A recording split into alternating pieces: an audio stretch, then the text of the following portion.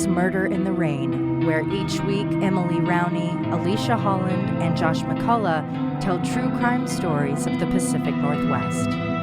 Murder in the Rain contains graphic content. Listener discretion is advised.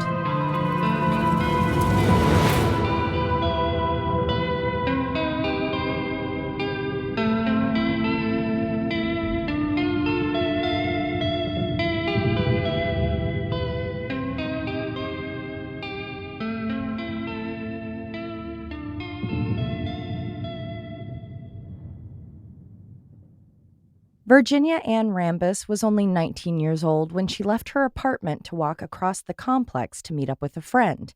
She started the walk but never arrived. Her case remains unsolved, but a man of particular interest was living in the same complex at the same time. To those he provided drugs to, he was known as the Candyman. Police in Alaska, Washington, Oregon, and California, however, knew him as Jesse Clarence Pratt. And if he had remained in prison for the crime he committed in 1980, Virginia might still be with us, as would another murder victim. Today, in part one of what was originally 2 but quickly grew into 3, I will be telling you about Jesse Pratt's path of destruction, the many wives, partners, children, and sex workers he left bloodied and abused, the women he may have had a hand in killing, and the young victim that earned him the title of oldest inmate serving life in an Oregon Penitentiary, Carrie Love. Today's episode came about courtesy of our True Crime Tuesday segment, which we host weekly on our local CBS affiliate's morning show. When looking up unsolved cases to share, I came across Virginia's story on the Charlie Project website. There, I read about her possible connection to Jesse Pratt, and once I looked up his name, the information and his ghastly history came flooding in. It was May 20th, 1985, when 19-year-old Virginia Anne Rambus was leaving her apartment at the 6800 block of South 123rd Street in Seattle to walk across the complex to a friend's unit. The plan was that the two would be riding together to a party. Virginia got ready and left her place around 8 p.m. She never made it to the other unit, and she has not been seen since. As we've discussed, the mid-1980s was quite the time for serial killers in the Pacific Northwest. At the time of Virginia's disappearance, there were several other missing or murdered women in the area. Most had been at the hands of the Green River Killer, although Ted Bundy and others were also active. The biggest difference between the victims closest to where Virginia lived was that they had all been connected to sex work, and Virginia was not. When Virginia was last seen, she was 5'2" and weighed 135 pounds. She is black, has dark brown hair, and brown eyes. She would often go by Anne and was last seen wearing jeans, a white pullover sweater, and black cowboy boots. She would now be 57 years old. Virginia could hold her own. In fact, when she was just 18, she was actually charged with simple assault. The 5-day suspension was deferred for a year. And you won't believe this. A young black girl went missing, and the only newspaper coverage I could find that had her name on it was the report of this misdemeanor charge. 1 year and 1 month after Virginia was last seen, a man who lived in the same complex, Jesse Pratt, was arrested for the murder of a different young woman. 5 years before that, he had been in prison for kidnapping. The police have tried to find answers to Virginia's whereabouts via Jesse, but they have yet to be able to connect him to her disappearance. I emailed the King County Sheriff's Office to find out where her case stood and if there was any additional information we could provide in hopes of helping to close the case. I was told that hers is still an active case, so I followed up asking if Jesse was still considered a person of interest, and I've yet to receive a response. Now, if I were a betting woman, I would guess that because of Jesse's current situation, maybe they aren't too concerned with pinning him for Virginia, though it would be really nice to know what happened to her or what her whereabouts are. At the time of Virginia's disappearance, Jesse Pratt was driving an eye-catching gold-speckled Cadillac Eldorado. If you have any information surrounding the disappearance of 19-year-old Virginia Anne Rambus from the Seattle area in May 1985, you are asked to contact the King County Sheriff's Office at 206-296-3311. You can also leave an anonymous tip at crimestoppers.com or call 1-800-222-8477. There is a $1,000 reward for information that leads to an arrest. To understand why Jesse Pratt became a person of interest, we have to go back to where his story begins and follow it down a path of drugs, sex workers, trafficking, cons, and abuse. Jesse Pratt's mother, Elizabeth Kathleen Kelly, was born near the borders of Utah and Wyoming in the small southeast town of Soda Springs, Idaho. She and her two sisters, along with their parents, moved to Edgemont, South Dakota when she was 6. At just 15, her father passed away. At 18, she fell into a marriage that was common for the time. Her 23-year-old beau was being shipped off to fight in World War II. Jesse Pratt Sr. was probably a military brat in his own right, having been born at the Panama Canal. The two crossed paths at some point and were married in Montana in 1943. Just 7 months later, they welcomed their son, Jesse Clarence Pratt Jr., or Clarence as his mother would call him. Jesse Pratt's birth certificate says he was born in Tyler, Texas on July 3, 1944, facts he would later argue. Jesse Pratt Sr. dropped out of school when he was 14, completing only the 6th grade. When he was 15 years old, he married a 14-year-old girl. They had 3 children during their nearly 10-year marriage. They would eventually divorce and remarry. That marriage was still valid when he met and married Elizabeth before being shipped off to fight in Europe. Jesse Sr., having been a mechanic, begged to be sent to the mechanics division. Instead, he was sent to the infantry. Early on in the war, Elizabeth received a telegram relaying the worst news possible, that her beloved husband, father to her son Jesse, had been killed in action in Germany. A sergeant eventually came by her home to relay the details of Jesse's fight and death. Elizabeth was heartbroken. Jesse Jr. was still just a baby who would now never know his father. Sadly, this would be far from the last tragedy Elizabeth would experience. In 1947, Elizabeth married Cecil James Stacy, with whom she had 3 children, Cecilia in 1947 and Judy in 1950. Their son James was born on May 20th, 1949, but would pass away on the 23rd from unlisted causes. Just another devastating loss. By 1950, the blended family moved to Monterey, California. In 1953, Elizabeth and Cecil divorced. Cecilia and Judy went with their dad. Jesse stayed with his mother. He was 9.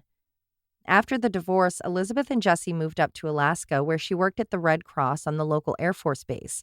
In all, she would end up being married a total of 5 times. Jesse Sr. had passed in the war. She divorced Cecil. She then married a man named Donald, another named Ole, and an unknown man. In no particular order, they would die from injuries sustained in a car accident, cancer, and PTSD-driven suicide after serving in the Army. Though he had lost his father, eventually 4 other stepfathers, a brother to death, and 2 sisters to separation, on top of moving thousands of miles from where he had considered home, Jesse, his mother would later report, was a wonderful boy. He never wanted for much. He had food, he had toys, he had bikes. He was tender, compassionate, and sensitive to others. Young Jesse was known for his good mood. Well, for that and for being the kid who would bring home stray animals unannounced. As Jesse became school-aged, some of his mental limitations began to show. His mother asked the school to hold Jesse back until he could catch up to the expected reading levels, but they moved him through the grades without hesitation. It wasn't much of a surprise he dropped out of high school and never completed his education. Even in his teen years, he was still only reading at a 3rd grade level. This was mostly due to the fact that his reported IQ at the time was 70.5, which today is considered to be in the range of mental retardation and on the cusp of severe delay. The average American IQ is reported to be 100, though it really doesn't seem that high on most days. Having missed her brother for the last decade, Cecilia was able to track Jesse down. They had talked on the phone a few times through the years, but she had hopes for a family reunion, especially since they had enjoyed such a lovely childhood together before they were torn apart. So when she turned 17, she found Jesse's address, went to his place, and stood on the porch, anxiously awaiting his return home. When Jesse arrived, he looked at his now grown sister and said, "As far as I'm concerned, you're dead or you should be dead," and walked in the front door, closing it behind him. Stunned, she left his home. Before she left Alaska, she tried stopping by again, but he wouldn't acknowledge her. It would be 13 years before they would be in contact again. Jesse lived with his mother until he was 19. Whatever mental impairments he may have had didn't keep him from finding work. He was staying busy working for a house moving company. In 1966, 22-year-old Jesse met 16-year-old Linda. Before long, they welcomed a son. They were married for 2 years, during which Jesse would beat, slap, punch, kick, and attack her viciously. There was even a severe beating that occurred when Linda was 6 months pregnant with their son. In the same window of time the young couple was building their family, Jesse was home from work as he had broken his leg during a move. Healed, he returned to work only to find new owners had taken over. They didn't get along, so he quit. That was when Jesse discovered the world of truck driving. As we've heard in nearly every case of domestic violence, Linda tried to leave Jesse. She tried 8 times. Now, it may be hard for someone to imagine being treated that way, only to be sweet-talked, as she called it, into returning. But you have to remember, this was the 1960s, and Linda had been with him since she was 16. What well-thought-out decisions did you make at that age, especially concerning a boy you liked? Now imagine not being able to get a credit card because you're a woman, you're isolated in Alaska, and you have a baby with this man, and now you're just 18. It's possible Linda was a black woman, leading to her son being mixed race, something that will come into play in the future. On one occasion, Jesse was able to locate Linda after she had fled. So he broke into the home she was staying and struck her on the head with the homemade club he had brought with him. The lack of options left Linda calling Elizabeth, Jesse's mom. She, too, had noticed the change in Jesse's behavior and attitude. He would ask for money, he was aggressive, and his language was atrocious. After getting into the truck driving world and, according to Elizabeth, quote, hanging out with colored people, the sweet, caring Jesse was gone. Now he was an angry man who seemed to have it out for women. Elizabeth bought Linda and her grandbaby plane tickets to get out of the state and away from Jesse. After this apparent lack of loyalty, Jesse didn't come by the house as often. He would only go over to his mother's if he was going to ask for money. If he didn't get any, and if there was no one around, Jesse would even get violent toward her. She claimed even his eyes would change when he was in one of these rages. Concerned, Elizabeth reached out to a psychiatrist. She explained how her son, who had been sweet and gentle, was now vicious and violent. That doctor said, "Well, he's an adult. Not really much you can do." Now an official trucker hauling gravel for the construction of the Alaskan pipeline, Jesse developed a new persona. Besides his temper, he was known for his macho attitude. True or not, he would boast, usually to women, about his financial successes in his career. Men in his company would get to hear the details of his most recent sexual conquests. His charisma was powerful enough to override his boorish behavior and looks. The young man had become an adult. He was 6'2", had glasses, only wore cowboy boots, had eyes that sat in a permanent state of glare, was developing what would become a notable potbelly. His hair was thinning and receding while also long, curly, and bushy.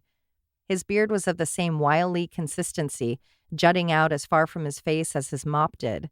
To say his look was a dark-haired version of Yosemite Sam sticking his finger into a light socket would not be an understatement. Sounds like a real catch. Oh, boy. And the pictures are even more upsetting. Josh saw the book, which on the cover has a small photo of him, and he went, "Oh, my God, is that him?" And I was like, and that's a good photo. The book can't be in the living room face up. His pictures are upsetting. In 1975, Jesse met Cheryl, possibly while doing a haul through Oregon. She had 4 children of her own, which Jesse helped to move, along with Cheryl, up to a mobile home in Anchorage. They were married, and the abuse began. 2 to 3 times a week, Jesse would take his rage out on Cheryl. His go-to was utilizing his cowboy boots to kick her. The two eventually had a daughter. One of Cheryl's daughters, her 11-year-old, who we will call Amy, was just one of many of Jesse's partner's children who would be threatened with rape, among other things. There were reports that Jesse had in fact molested Amy at some point, though he was never arrested for it.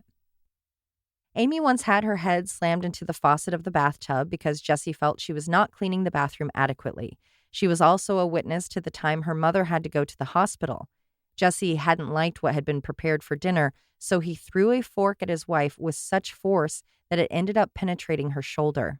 Jesse drove her to the hospital, where he played it off as an accident. On another occasion, Jesse lined the 4 children up on a wall.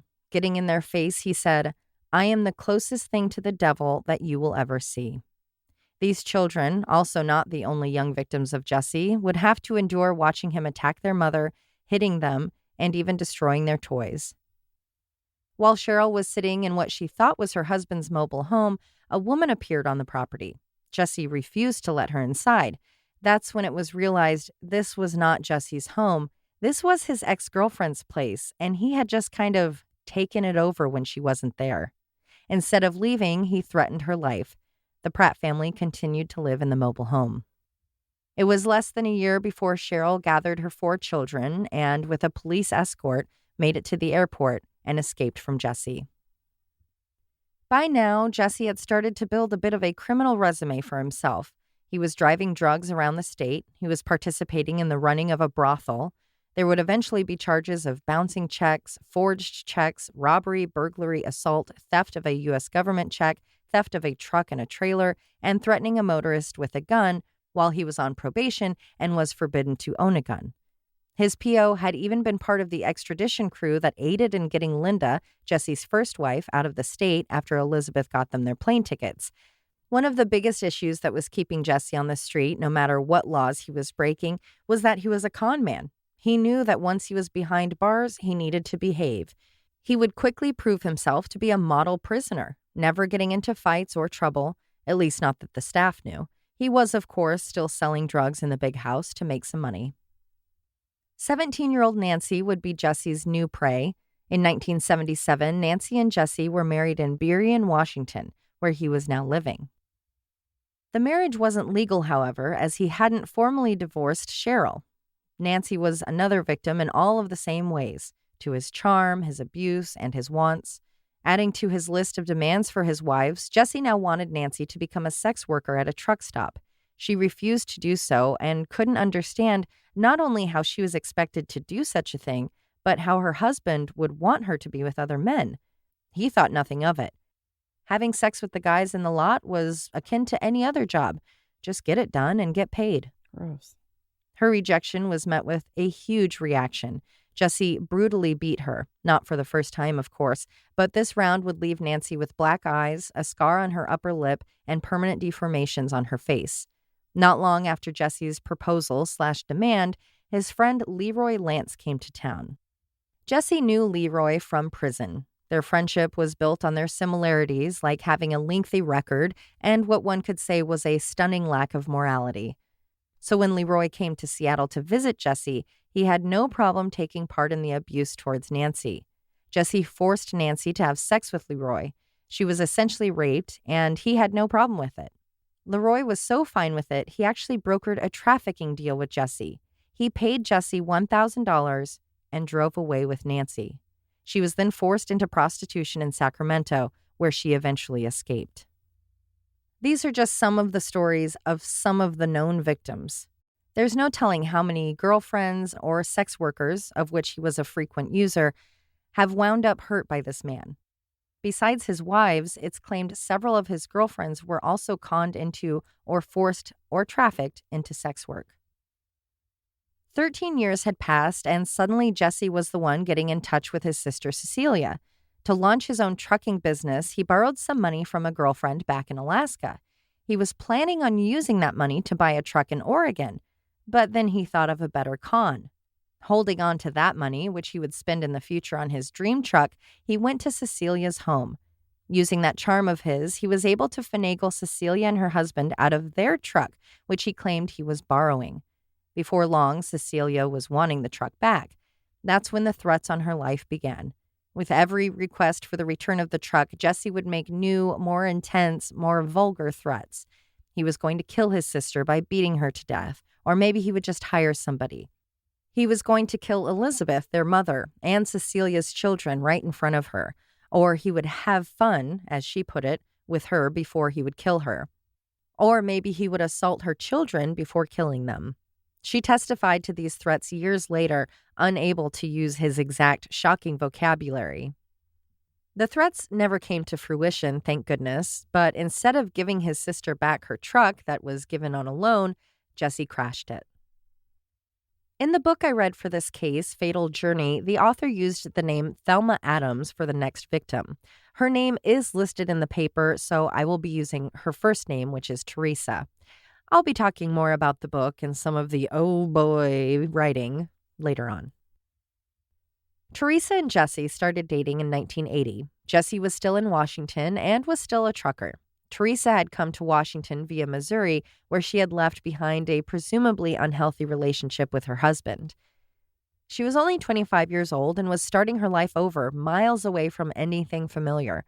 She met a couple who were kind enough to take her in, almost like a surrogate daughter.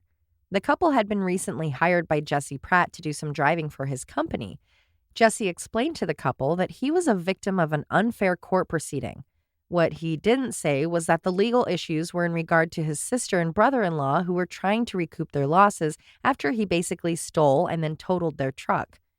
Teresa, who was also struggling, empathized with his plight. Being in her mid-20s, Teresa was happy to move out of the couple's home and into Jesse's place in Kent not long after meeting. It didn't take long for his ugly temper to show itself. She learned his cycle. Something would happen, no matter how minuscule, but he would take it as a personal slight. He would then go off on her, calling her a bitch and a cunt, saying she could go back to the other house if she wanted. Then, 10 minutes later, he would be calm, acting as if nothing had happened, and would want to make love. Other instances of Jesse's abuse: he would tell her to call her husband in Missouri to ask for money, but she wouldn't. When she refused, he would grab her by the throat. She was unable to travel or leave because her car was in complete disrepair. Going out with Jesse and some of his friends, she quickly realized that they were all traffickers of both drugs and humans. They would even ask her if she was going to go to work for Jesse like Nancy and the other girls had. When she confronted him, Jesse admitted to being a pimp or trafficker to some ladies up in Alaska, but they weren't street girls. They were private house girls. His being a supporter of sex workers, both as a trafficker and patron, seemed to counter what he was known to say about women who were involved in sex work. He was quoted as saying, "They're not fit to walk the face of the earth and should all be in hell." Jesse was becoming adamant that Teresa would be forced into sex work or prostitution. And Emily, I'm not sure if you have a thought on this, but I really wasn't sure what verbiage to use, because when I think of sex work, I think more of like a legitimate work that someone's choosing to do. Not so much trafficked, so I'm not sure if prostitution is appropriate. Well, you could say forced prostitution, because prostitution that's still a correct term. Right. It's just people aren't prostitutes. Okay, so she was forced into prostitution. Thank you. Mm-hmm. To lure her into this world, Jesse offered to buy Teresa clothing that would be appropriate for the job. He would make sure that she had a home, and he promised that the men would be vetted so she would be safe. She could choose who she did or did not have sex with, and he assured her that she wouldn't be hurt by any of the Johns, a promise that I have no idea how he could have kept. How could he have kept? Yeah, exactly. Oh, no, You're you'll not be in safe. the room. He said she could work out of a house, not as one of those streetwalkers he so loathed. These pleadings, demands, and pressure would sometimes last for hours during the day. But she just couldn't agree under any circumstances. She didn't see any of this as a job. She saw those acts as something to be shared between people in love, a point he argued. There was no love here, just a way to get money. She, like so many of his other partners or victims, shared the same confusion as to why her man would want her to be sleeping with other people. Teresa was especially confused when she and Jesse were lying on the divan they were using as a bed when he told her that if she were to sleep with another man or leave him, he would not hesitate to blow her away or cut her heart out. I can only assume this hypocrisy came into play if the sex was Teresa's choice and or didn't involve getting paid. In July 1980, things were getting increasingly sour for the couple, and Teresa was at the end of her rope. One evening, while making a sandwich for Jesse's lunch the following day, Teresa made the nearly deadly mistake of using a serrated knife to slice the cheese. When Jesse spotted this, he went into an uncontrollable rage. He threw the cheese at her. He was screaming, slamming doors, throwing chairs. Teresa had had enough, so she called a friend who picked her up just 15 minutes later. She left Jesse a note explaining that he was responsible for the end of their love and that she could no longer live with his dangerous temper. After packing up a few items, she was taken to a motel in Renton for safety. While there, she got word that she received a job offer to work dispatch at the L.A. Barnes truck brokerage in Tukwila. The man who would be her new supervisor, Roger Burnett, knew of her dire situation and offered to have her move into his family home. There, she would be safe in the company of Roger, his wife, and their children. They even offered to buy her a plane ticket to get out of town if Jesse became too dangerous. She happily took him up on the offer. It was July 13th when Teresa first called the police. She was making a report that Jesse Pratt was harassing her at the new office. She informed her bosses of this as well, a Mr. Barnes and Roger Burnett. They spoke with police and the court, leading to a court order restraining Jesse from seeing or contacting Teresa at work or otherwise. Police also went to Jesse and warned him to leave her alone. A week later, on the 20th, Jesse called for a cab. Riding in the passenger's seat, he gave the address of the Burnett home where Teresa was staying. As they made the drive, Jesse inquired as to where he could purchase a firearm. The driver didn't know. Arriving at the house, Jesse requested a slow drive-by. As they passed the home, Jesse ducked down, trying to hide his enormous figure behind the dashboard. He even told the driver he was actively spying on the blonde woman in the home. The ride ended with Jesse back at his home. However, the astute driver memorized the address. When he looked it up, he learned of the trucking company and called them the next day. He told them all about the man, the spying, and the overall creepy vibe. Teresa called the police as Jesse was in violation of the court order. Police went to talk to him, but he couldn't be located. That's kind of cool that guy did that. Yeah, for an old school cabbie, he's like, this is bad news. He must have seen things before. Oh, yeah. Yeah, I feel like taxi drivers are good judges of what people are going to be like and what the fare is going to be like. Yeah. And they're kind of a perfect connection to the police to be like, hey, I'm not involved in this, but I've got all this information. Here's the guy's name. Here's the address we went to. Yeah, an exact time. Yeah. Timestamp. Ooh, a taxi tattle. I love it.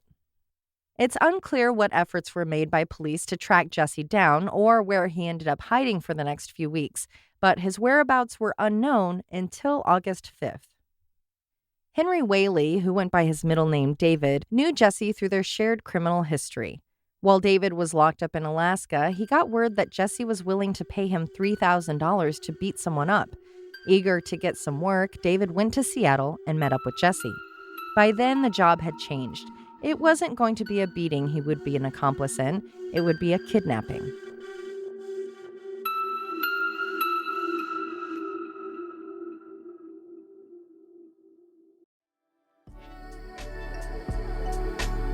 Getting a good night's rest is a vital first step in having a great day. Sure, listening to us talk about true crime might help lull you off to dreamland, but it won't help with the stress that may be hindering your sleep. One trick for helping to feel relaxed is using CBD, and Next Evo Naturals is the best. I love that unlike other CBD oils, Next Evo Naturals has smart sorb technology that allows for absorption that not only starts in just 10 minutes, but your body will absorb 4 times the CBD than other oils. What I love more than the absorption is that Next Evo tests their product, so you know you're getting 100% of what is listed on the label. Next Evo offers gummies, powder, and capsules, so you're sure to find a product that fits your needs. In addition to traditional CBD, Next Evo offers CBD-infused sleep and stress support. Sleep better and calm your stress. Upgrade to better natural solutions from Next Evo Naturals. Go to nextevo.com and use promo code RAIN for 25% off. That's 25% off at nextevo.com and use the promo code RAIN. Next Evo. Join the evolution.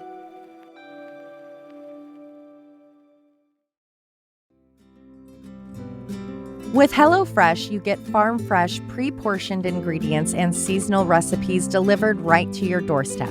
It's so fresh, the food gets from the farm to your home in just 7 days or less.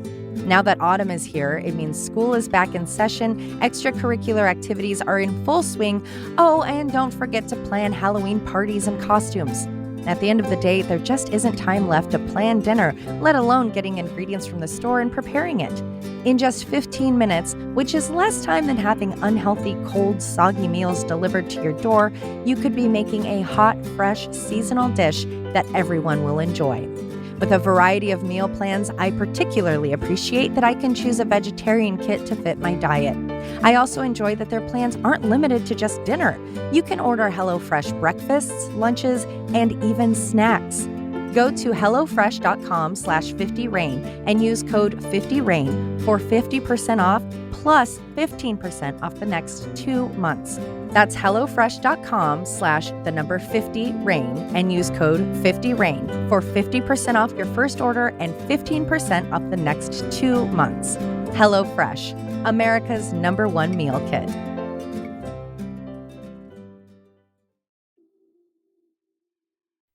At 2 p.m. on the 5th of August, David and Jesse pulled into the parking lot at LA Barnes. David, a Hispanic 19-year-old who was at the time about 5'6" and 150 pounds, was wearing jeans and a pullover. Holding a long-barreled gun, David draped his tan leather coat over his arm to conceal the weapon. He walked inside and started talking to Teresa at the front of the office. He twaddled on about something about a southbound load before looking down at her desk and spotting a notepad with the name Bill written on it. He then introduced himself as Bill. Not knowing the man, Teresa got up to retrieve something from another office. Bill stopped her, saying he needed to talk. When Teresa turned, David revealed the gun. As he smiled, he warned her to not do anything stupid. He asked how many people there were and where they were located. In the office was Roger Burnett, along with Lori and Linda Barnes.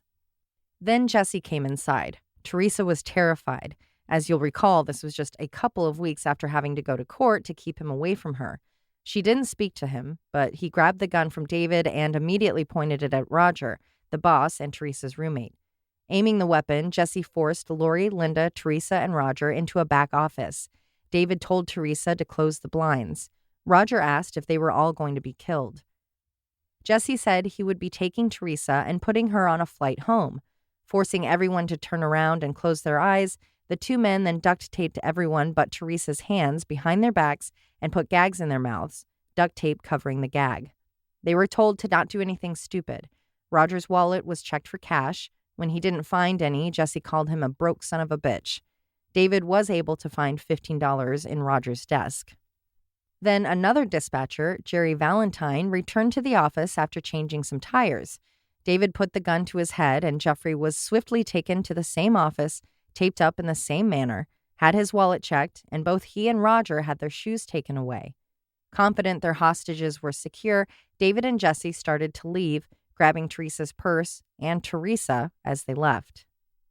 As she was being walked out the door, Jesse grabbed Teresa by the back of her neck. Squeezing tightly, he warned her again about not doing anything to try to get away, or she would be blown away. While he made that threat, David stood behind her, holding the gun to her back. They told her to smile. Behind the building was Jesse's blue station wagon.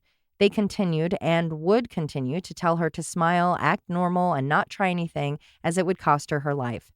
The three got into the front bench with Jesse at the wheel, Teresa sandwiched in the middle, and David at the passenger's side. They wound up on the I-5 South. To Teresa's relief, David then unloaded the gun and placed it in the glove box. Countering that relief, David took the $10 bill out of her purse and told her she wasn't going to need it. As if being kidnapped at gunpoint wasn't terrifying enough, David started to make comments to Teresa about her breasts, her looks, and so on. He then fondled her breasts before rubbing her vagina through the top of her pants. Hoping his so-claimed love for her would protect her, Teresa asked Jesse if her being touched by another man was what he wanted. He responded, "Do what the man tells you." Eventually, they pulled off the freeway at the Evergreen truck stop on Federal Way. The station wagon came to a stop behind a parked Plymouth. The glove box was opened once again, and David reloaded the gun while giving another warning. Jesse got out and had Teresa follow. Holding her hand, he walked her to the Plymouth. Thankfully, Jeffrey, the last to arrive at the office, was the first to finagle his way out of the restraints. He was able to get to a phone and call police. They all knew of Jesse, so they were quick to go to his home. Neither Jesse or Teresa were there, but police did find information regarding David and an address in California, which they hoped would lead them to Teresa's location. Before leaving the truck stop, Jesse took Teresa into a bathroom stall with him. She used the facilities, followed by Jesse, who never once let go of her hand. Leaving, Jesse and Teresa were in the Plymouth, and David was behind them in the station wagon. Jesse had a CB radio in the car, which he turned on, again warning Teresa to not try to say anything, and giving her the reminder that David still had the gun with him. Away from David's invasive touch, Teresa was now the subject of Jesse's verbal torment. He started to call her a lying cunt, saying she had slept with her estranged husband when she went home for a visit. He then hit her in the face, accusing her of sleeping with her supervisor, Roger. He would slap her 2 more times while driving. Wanting to fix their problems, Jesse recommended that they, as a couple, sit down and sort their shit out, which is always a reasonable request to the woman you've kidnapped. Jesse told Teresa not to run from him or their problems. He then hit her in the chest with his elbow and said, "Talk to me, bitch." She tried to explain she was listening to his grievances. Frustrated, he pulled out a pocket knife he had stashed under his left leg, once again warning her to not try to get help. If they were to be pulled over, she was to say nothing was wrong. This warning was given repeatedly. Getting back to what led to the kidnapping, Jesse was hoping they could get back together. They were headed to Eugene. After getting there, they could talk things out before going home.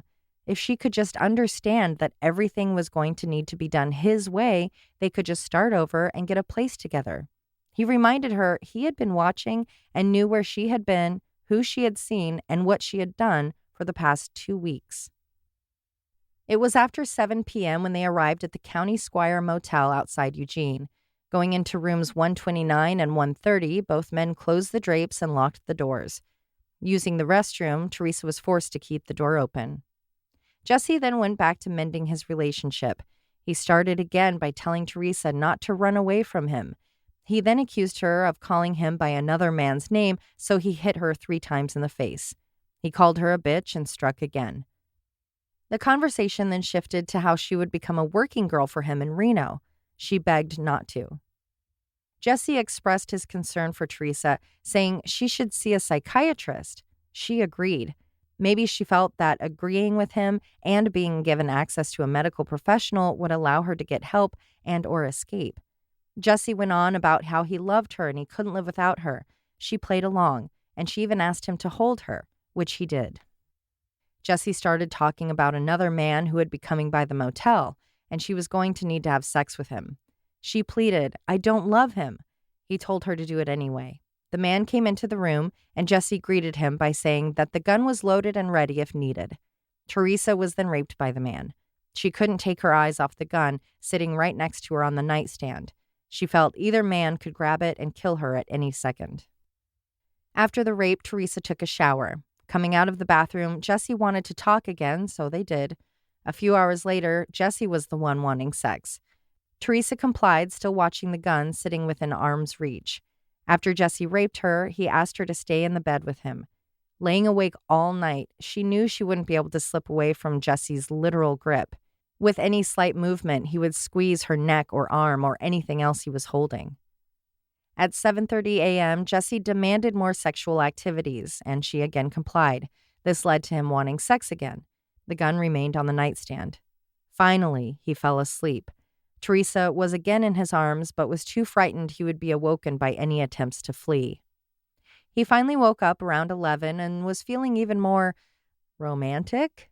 Now he was so determined to make things work, he suggested that they get married once they arrived in Reno. He started to pack up, putting the gun in the suitcase.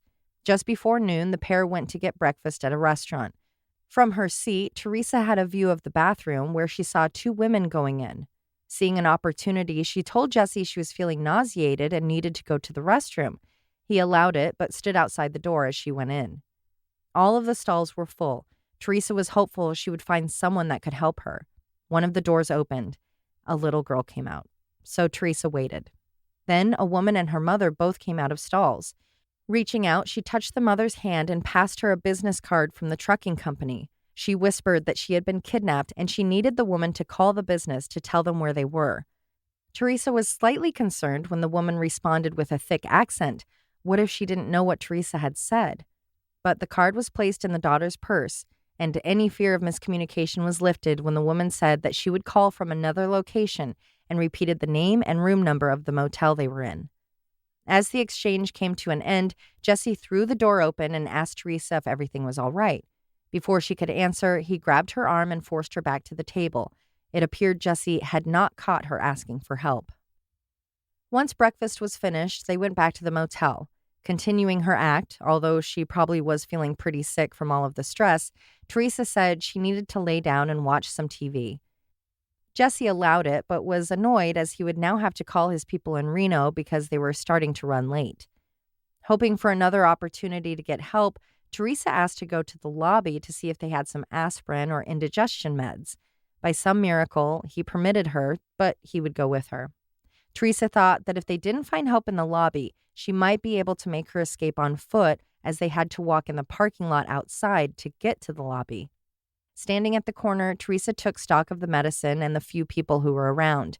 Before she could come up with another plan to get aid, a man came up behind Jesse, grabbed him by the neck, and put a gun to his head. It was the cops. Teresa was shoved into a room while Jesse Pratt was arrested. Teresa then went to the police department where she made her statement, a statement that was featured in the book Fatal Journey, of which I used to compile these events. Jesse was taken to the Eugene police station to give a statement of his own. He claimed that he had gone to the office to talk to Teresa, and he had only tied everyone up because their trivial relationship issues weren't something anyone should have gotten hurt over. Yes, he did put Teresa in the car, but he told her she could leave at any time. However, he knew he would have to take her, kidnap her, because it wasn't like she was going to talk with him out of choice. He simply had to show her how much he loved her. David was arrested that same day in Galt, California, just outside Sacramento. Jesse insisted over and over Teresa was never hurt. He took her to the hotel. They talked things out for about 3 hours. They discussed getting married at the end of the month. He said, "We pretty well had our differences straightened out between us." They were supposed to be on the road that morning, but he was concerned that they would get pulled over, and he didn't want an officer or anyone else to be harmed. As for the claims of rape and kidnapping being made by Teresa and his attack on the office, Jesse said they were bullshit. He never intended to harm anyone at the office. They just have hard feelings about what happened. He was happy to offer the keys of his car to Teresa to go home now if she had wanted. He would even give her $100. His main concern, he claimed, was that she was all right. If tying everyone up was for safety reasons, why did he look through the wallets of the men at the office, police asked. Well, he did that deliberately. To Jesse, those men were always going around like some sort of, quote, $1,000,000 people. They used to be guys you could talk to, but not after they found success in their businesses. So he either hoped to find riches and take the money, or find nothing, as he did, to point out their lies. Now on to why he brought a gun if he didn't want people to get hurt and was only there to talk. Well, he brought his pistol because he knew he would have to take Teresa to be able to talk to her, and he didn't want Roger to pull his gun on him, a gun Jesse knew of because it had been pulled on him in the past. Jesse claims he never forced the people to get down. He laid them on the floor real good, and no one was hit or hurt. Police then asked if he raped Teresa. Nope, he didn't, nor did anyone else. They did have intercourse, but it had been consensual. To him, they spent the time at the motel making love and talking through their problems. After giving the plans of Reno and marriage to Teresa, he double-checked that she was okay with it, asking, "You sure this is what you want to do?" While also telling her she was allowed to go home at any time. She just didn't want to. No one, from police to lawyers to a jury, bought that story. Jesse was taken to trial in Washington and charged with kidnapping. That was due to the fact that the kidnapping had taken place in Washington, but the rapes had occurred in Oregon. He was found guilty and sentenced to 10 years in the Walla Walla State Penitentiary. The rape charges would become the responsibility of Lane County, home of Eugene and Corvallis and many of Emily's cases. But they never bothered to follow up on it, and charges were never brought. As to why they didn't bring those charges, all I could think is maybe that story would be too difficult to buy. This was the 80s, and rape victims were treated very differently then. Maybe it would have been too hard for the jury to understand how you wouldn't scream for help or run out the door. But these are also, the same people who have the ideas of why can't you leave an abusive relationship? So that's really the only reason I can think that they didn't bring those charges, except for laziness or incompetence. Jesse Clarence Pratt was sent to prison to serve his decade sentence on March 20th, 1981. Since this is part one, and because I'm covering it, I'll let you guess how much of that 10-year sentence he served. Maybe like 3.5. Yeah, I was going to say 3 years. Okay. He was released in 1984, serving 39 of 120 months, which was just shy of 41% of his sentence. For tying up multiple people at gunpoint, kidnapping a woman, holding her hostage, raping her yourself, and facilitating a rape by another man. Just a couple of years. When parole was offered to Jesse, the prison's psychologist said, "Whomever releases this man must bear the responsibility for his actions." Oh boy, that's never good. Yeah. I have been unable to find any mention of Henry David Whaley except for the newspaper announcing his arrest. There isn't even a follow-up in the book. So I can only assume, being that Jesse was the ringleader and he only got a couple of years, David maybe took a deal and he gave all the details of Jesse's plan. So he maybe had no time, or if he served any, probably very little. 40-year-old Jesse was a free man. He went back to his dream of being a successful trucker and his lifestyle of abusing women, using sex workers, and acting macho. His potbelly was quickly becoming his most notable feature, only edged out by his askew and balding afro. May 20th, 1985 was when Virginia Rambus was last seen, and Jesse had lived in her complex. Less than a year out of prison for kidnapping and only a few years since he had raped Teresa, hence everyone's concern about his proximity to the young woman. Virginia being black only added to the suspicion. Jesse had a history of dating black women and even had a son with one of these partners. He also had a girlfriend in Seattle who was black, and she referred to Jesse's gold Cadillac with fur on the dash as his pimpmobile. Virginia's case remains unsolved, but it's hard to imagine Jesse didn't have something to do with it. Jesse eventually took major steps toward his trucking dreams. Meanwhile, Teresa had moved back to Missouri and changed her name to try to hide from him. To start his trucking business, Jesse came to possess, by unknown means, a bright green 1976 Kenworth truck. It had stainless steel fuel tanks, chrome stacks, and pinstripes. It was considered the Rolls-Royce of semi-trucks. A couple of years out, Jesse was running two businesses. One was Double Jack, one was Northern Star Trucking.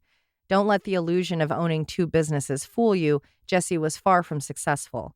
Double Jack Trucking was, in actuality, Jesse's escort service.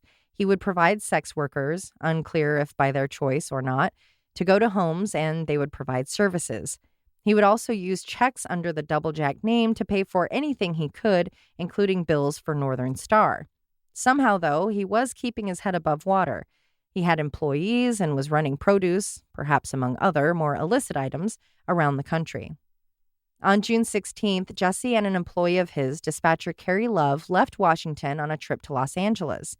20-year-old Carrie was dealing with relationship issues and was offered to ride with her boss to California for a business trip. It wasn't an ideal situation for many reasons, but she agreed and was looking forward to spending some time with her father, who lived in the Southern California area. On the morning of June 17th, 1986, Bruce McDonald and his wife Dorothy were driving on Oregon's Highway 97. They had taken the day off work so they could visit Bruce's mother, Frances, who lived in Klamath Falls. When they passed milepost 220, something on the shoulder caught Bruce's eye. It wasn't the deer he was keeping an eye out for. It was something else. Concerned it may have been a body, or in a positive turn, usable items, he pulled over. What he found was a sleeping bag. It was in pretty good condition, so he assumed it had flown off of someone's car, so he picked it up. There were other items in the bag, but they didn't seem too exciting at the time. He went to his truck bed, opened the wooden chest he kept there to hold such items, and threw the bag inside. The couple made it to his mother's home, had a nice visit, then packed up to go home. Catching a glimpse inside the box as they were leaving, his mother inquired about the sleeping bag. He brushed it off, saying he had found it off the side of the road. That was when he opened it a little bit further and saw that the sleeping bag and the other items had blood on them. At 6:15 p.m., Bruce arrived at the Klamath Falls police station, bloodied items in hand. They were taken to the back and inventoried. Item number 1, a green sleeping bag with red and black checkered interior. Bag appeared worn. Number 2, a gray purse with zipper top. Purse contained a Washington driver's license issued to Carrie Lynette Love. Date of birth, 3/3/66. Military ID issued to Carrie Love. An AT&T card that was issued to Carrie Love. A pink nylon wallet with black stripes. It was empty. A pink nylon checkbook. It too was empty. A blue checkbook with checks to Carrie Love with her address. A blue savings deposit book. 2 quarters, 5 pennies, yellow paper with phone numbers and addresses on them. A prescription bottle with pink pills and miscellaneous papers and cards. Usual purse stuff. Item number 3 was a white pillowcase with light blue and dark blue stripes. It was dirty and had bloodstains. Inside the pillowcase were green paper towels wrapped up in gray tape, yellow paper towels, white paper towels, 2 eye bolts, 1 piece of wire, 1 bolt, 1 hex wrench, a cigarette lighter to a vehicle, 1 pair of white Pro Wing tennis shoes, and 1 carbon gas receipt. Everything was put into the evidence locker. Once Detective Kenneth Cooper learned of the items, he felt that there must be a woman in the area that was injured, if not murdered. Recalling a rest area near the location where the items were found, Cooper requested a search. The rest stop wasn't one you would typically picture. There were no toilets or facilities of any kind. It was more of a parking spot for truckers to rest or do other trucker things. There were no lights, and unless you knew of the place, you would pass it without even knowing. Arriving in the late afternoon, the team took stock of the scene. There were trucks parked at a clay bank, which had been cut into to make room for the graded road. Detective Cooper climbed up that bank to get a better view. Between the bank and the road to go through the area was a large pile of gravel. Trusting his gut, Cooper wanted to start the search there. As soon as they began brushing the small rocks away, a hand appeared. Moving more dust and gravel, part of a thigh, half of a breast, a rib cage, and 2 sets of toes could be seen. Knowing that this was most definitely a murder scene and almost positively that of Carrie Love's, the team proceeded with caution. Calling one of the numbers found in the purse, detectives were connected to Northern Star Trucking. That was when they learned about Carrie and that the last person she had been seen with was Jesse Pratt. Next week, I will be telling you the story of Carrie Love, who she was, what led to her being in the truck with Jesse, and how forensics proved beyond a reasonable doubt that Jesse Pratt had been the one who caused her death. But will justice be served? Probably not. Is it ever? How did you find out about this case, Leash? Because of the True Crime Tuesday, when I found the Virginia Rambus case, who I've never heard of, like a 19-year-old teenager disappeared in her own apartment complex parking lot. And it even said on the Charlie Project listing, it said Jesse Pratt was a person, I don't know if he was officially a person of interest, but looked at. And so I was like, well, who's that? Why are they kind of saying that? Like, oh, this guy. And as soon as I started looking, that's how I found the book and all that. And there's a new Detectives episode and a Forensic Files episode about Carrie's case. I got to look at this picture. Oh, while we're still recording. Oh, right. Okay. Please. Oh. He's very greased out. Ooh, and with the glasses. Which one are is you even looking worse. at? The old one from the 70s? Oh, or the... yeah. Yeah. First started with the old one. Now I'm got to one with the glasses from Yeah, the the one with later the glasses 70s. is really unsettling.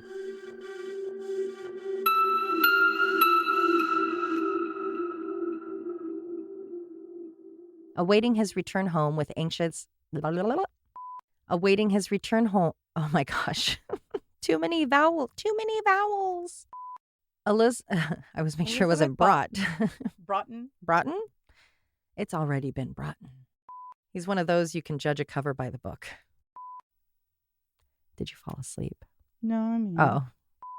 Oh, do you not have an answer? No, I'm sorry. Oh, I think I okay. did doze. Okay. I'm like, wait, did I not hear the question? I don't think so. I'm so sorry. Well, I'm like, I can't use that because I said her name and then there's nothing. So quiet. Can you over just there. repeat the... Yeah. I am so sorry. I'm so sorry. Can you not have your foot there? Oh, is it Your very blinding? bright white shoes are actually blinding Oh, me. I'm so sorry. But good to know if you ever get lost in the woods because you could catch a helicopter with that. Oh, there. I've got a little blockage. Stretch out. Stretch out. Oh, those are bright. Yeah. You said a funny term a couple sentences back that sounded kind of like pooping. Oh, What did you say? he said he twaddled. Before, I think maybe before. Southbound load. Yeah. All right.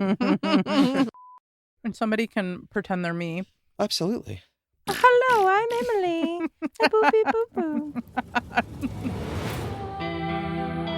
Murder in the Rain is a Cascade Media production, written, hosted, and edited by Josh McCullough, Emily Rowney, and Alicia Holland. Feel free to email us at murderintherain@gmail.com or through our website, murderintherain.com. For as little as $1 a month, you can subscribe on Patreon to get exclusive access to ad-free and older episodes. For only $5, you can access Patreon-exclusive episodes and content. For more of us, be sure to follow on all the socials, listen to Josh and Alicia on their other show, Always Be My Sisters, and follow Emily on TikTok at @M_murderintherain. And suck my balls.